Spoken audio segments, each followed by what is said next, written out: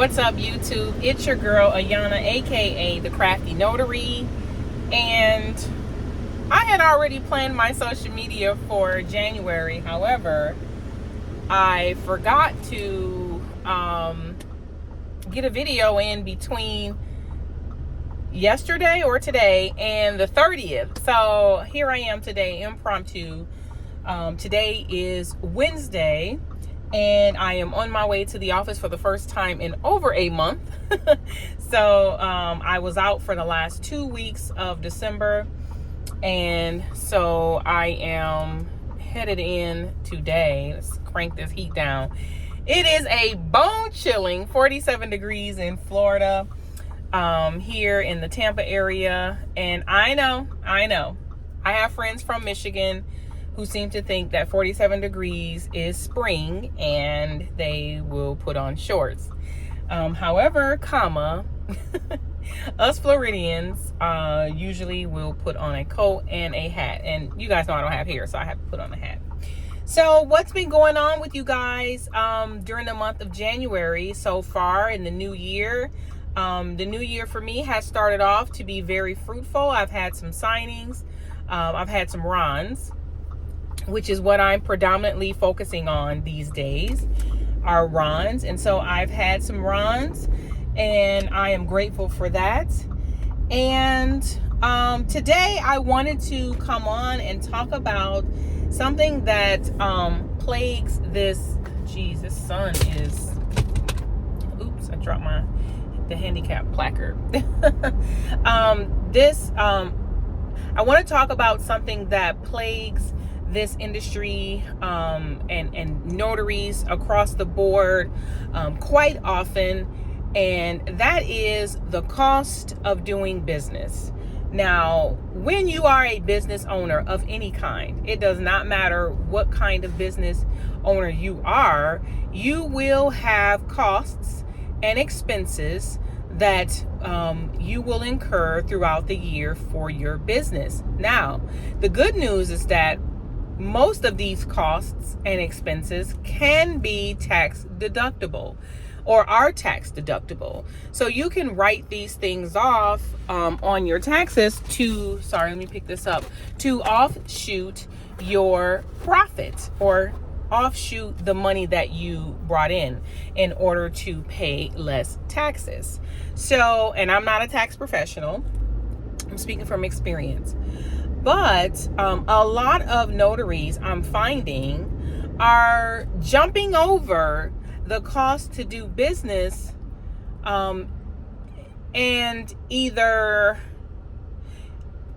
either not just skipping the step altogether, or they're charging inexorbitant prices to their customer.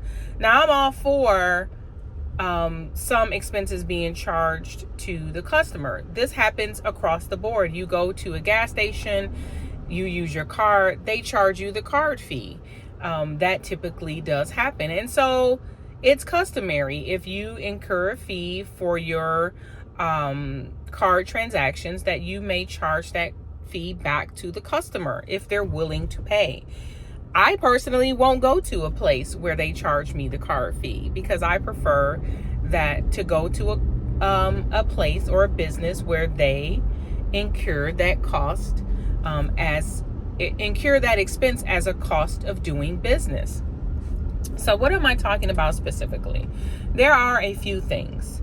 So if you are starting your business, or you have not done signings yet, or you're just getting started and you're working with signing services, most often they will send you a check. They will cut you a check. You may have to invoice. Some of them you have to invoice them. And you can do an invoice easily. You can do an invoice on Excel. You can do an invoice on Word. You can Google invoice. You can create an invoice template on Canva. Right? So invoicing is the easy part, and a lot of signing services will just require an invoice and they will pay you by check. But what about customers that you're working with that can pay out outside of a check, just regular customers, not a business like a signing service, but a regular customer that calls you for general notary work. Well, what I'm finding is that a lot of signing agents or a lot of notaries are using things like Zelle, PayPal, Venmo, and Cash App to do business. And let me tell you why you should not be using them to do business. And it's not because they're not traceable, because they absolutely can be traceable. However, those companies are created to transfer money on a casual level. Some of them do advertise that you can use them for business. However, when there is a dispute, typically you have to jump through very many hoops, a lot of hoops, okay? A lot of hoops in order to get your money. And you've already rendered a service, and now you may or may not be out of the money. Now, using those apps are completely up to you. However, your girl, the Crafty Notary, does not use them. They are not for business. And I was using PayPal up until the point to where I ran my loan signing class, and I had someone choose PayPal from my website. They chose PayPal. They paid by PayPal. They got the email and the link to access the class. I don't know if they ever showed up in class, but shortly after the class was over, they sent a message back to PayPal saying they never got the link. When I had proof that the email had been sent, and I had already contacted them via text when they said they didn't get the link, and I told them that the link was there, and I told them how to find it, and I resent it. However, and I provided that information to PayPal as well. But what did PayPal do? They refunded the customer and debited that money from me. And so PayPal is growing more consumer friendly and less business friendly. And so I prefer not to have my funds debited from customers who lie and say that they did not receive a product. And does this happen? Absolutely, it happens. It did not just happen to me. It also happened to a friend of mine who had a product-based business. Someone ordered products, got them delivered, disputed the charge, and got refunded. And so I choose not to use PayPal. I've heard more horror stories than not. And so I choose not to use them for that very reason, along with the others. Venmo, Zelle doesn't even work for business accounts. Well, at least it doesn't for my bank. I don't know. I hear other people say they have Zelle. If you have a business bank account, Zelle is not for business. I was told Zelle is not used for business accounts. Okay? So if your bank account is not a business account, you need to get a business account to separate your funds from personal funds. Next, I want to talk about what do you use if you're not using them. So a customer may come to you, they want a notary, you need to stamp it, and they don't have cash. You need to get a credit card processor. Now there's a few of them out there. Two of them that I know about are Square and Stripe. I personally use Stripe, and I have been using Stripe for the entire time of my business. And it is very easy to process.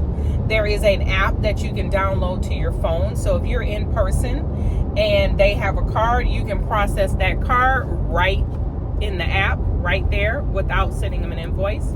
You can also send them an invoice and they can pay the invoice online directly without ever giving you their card. And that gives customers comfort. It gives them comfort and security that they can process the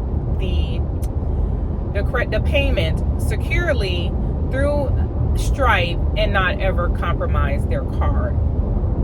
Now, can someone call their credit card company and dispute the charge? Absolutely. They absolutely can. But from my personal experience, it's a little bit more difficult for them to get their money back when the merchant, which would be us, can prove that we provided a service. So there's that. I have not had that happen, but I've seen trifling folks across the social media and the interwebs say that they'll just dispute something if they feel like the price is too much. They'll pay it and then call the credit company and dispute it, which I think is shady. So I also accept cash. Cash is always accepted. I have a cash envelope. I will place the cash in the envelope, documented in my accounting software, my booking software, and then deposit that cash into my business account. Okay? And of course, I do take checks. I only take checks though from businesses. So if I'm working for an attorney, or working directly for a title company, or working directly for a signing service or something like that, where they are a bona fide business, I will accept a check from their business. Okay? Now, everybody outside of a business will pay up front, or they pay when I arrive at the signing. So a lot of times I do elopements, and when I get there, I'll go ahead and collect the fee. And the reason why sometimes I wait until I get to the customer's home is because I want to make sure that there is a document that I can sign or notarize. A lot of times I will have them send me the document or a copy of the document prior to, but I don't do that with marriage licenses. I just wait till I get there and then verify that I can go ahead and marry them and notarize the document. So I go ahead and do that. Somebody getting out here and slow down all the traffic on the highway. I had to catch my backpack. So I go ahead and do that once I get there. Now, those are the three payments that I accept: cash, check if you're a business, and credit card. So for a regular customer, it's cash or card only, ever. And you need to make sure you have a process for collecting payments. There was a story where a young lady went out to do a notary. The person did not have cash. She didn't have a card processor. The lady asked them, could they follow her to the ATM. She followed her all the way over to some ATM and then all the way over to somewhere else. And she's like, well, that's an extra charge for me following you. No, it's not. You did not have your business set up properly. So why would you charge that person for the inconvenience that you experienced when you didn't have your business set up properly?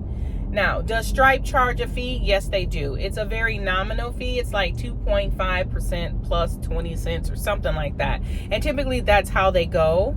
But on a $40 transaction, I pay $1.46. And that is the cost of doing business. I write those expenses off. Okay?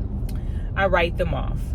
Another thing that you want to make sure that you have is you have accounting software. Notary Gadget is one, and I have a link in the description. I'll make sure that it ends up in this video. It may not be there immediately, but if you come back, I will get the link there. But Notary Gadget is one accounting software that you can use for your notary business.